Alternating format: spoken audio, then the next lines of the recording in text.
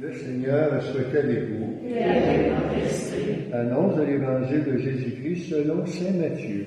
Gloire à toi, Seigneur. Jésus parlait à ses disciples de sa venue. Quand le Fils de l'homme viendra dans sa gloire, et tous les anges avec lui, alors il siégera sur son trône de gloire. Toutes les nations seront rassemblées devant lui.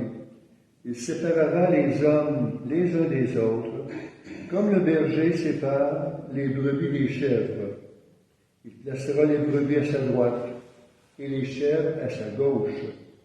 Alors le roi dira à ceux qui seront à sa droite, « Venez les bénis de mon Père, recevez en héritage le royaume préparé pour vous depuis la création du monde. Car j'avais faim, et vous m'avez donné à manger. J'avais soif, et vous m'avez donné à boire. J'étais un étranger, et vous m'avez accueilli. J'étais nu, et vous m'avez habillé. J'étais malade, et vous m'avez visité. J'étais en prison, et vous êtes venus jusqu'à moi. » Alors les justes lui répondront, « Seigneur, quand est-ce que nous t'avons vu? Tu avais donc faim, et nous t'avons nourri. Tu avais soif, et nous t'avons donné à boire. Tu étais un étranger, et nous t'avons accueilli. Tu étais nu, et nous t'avons habillé. Tu étais malade ou en prison, quand sommes-nous venus jusqu'à toi? » Et le roi leur répondra, « Amen, je vous le dis, chaque fois que vous l'avez fait à l'un de ces petits qui sont mes frères, c'est à moi que vous l'avez fait. » Acclamons la parole de Dieu. Louange à toi, Seigneur Jésus.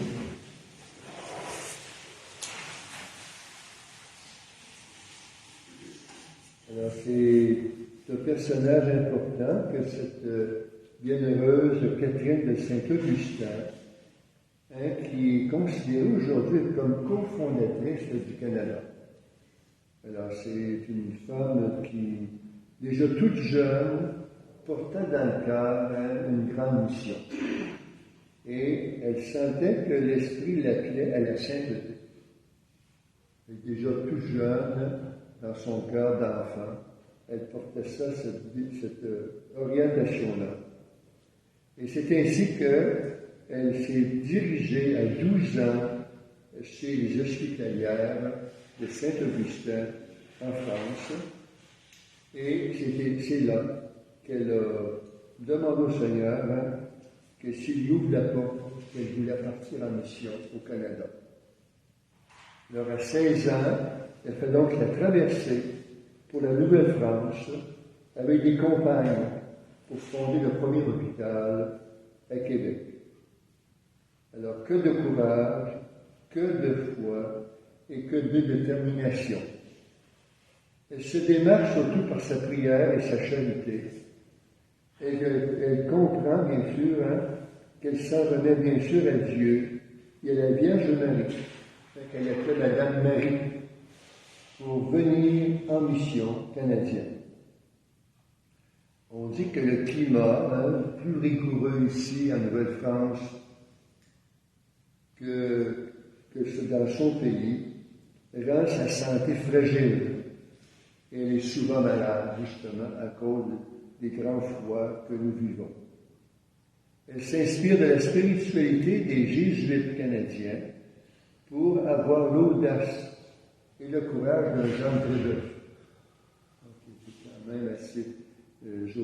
Jean Brébeuf l'a beaucoup marqué pour son courage.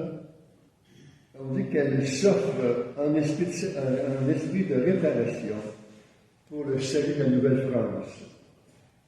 À cause de cela, on la considère donc comme cofondatrice de l'Église canadienne.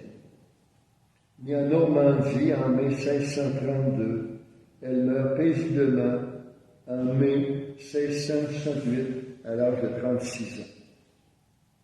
Alors on dit qu'elle a œuvré pendant 20 ans au service des malades à l'hôpital de Québec. Elle a été béatifiée par Jean-Paul II en avril 1989. Donc elle se démarque bien sûr par un grand amour qu'elle a portée pour le Christ. Son zèle missionnaire aussi pour aider son prochain et pour soigner les gens malades. Mais Dieu en montre bien sûr l'importance. Ces hospitalières voyaient donc dans le Christ, le Christ présent dans chaque malade. Alors j'avais faim, j'avais soif, j'étais nu, vous m'avez habillé. Alors Catherine et Saint-Augustin a vraiment été un reflet du Christ auprès de ses malades. Donc on pourrait terminer en disant qu'elle a revêtu le Christ pour dominer le mal et la maladie et rechercher des solutions durables pour mieux servir ces malades dans le besoin.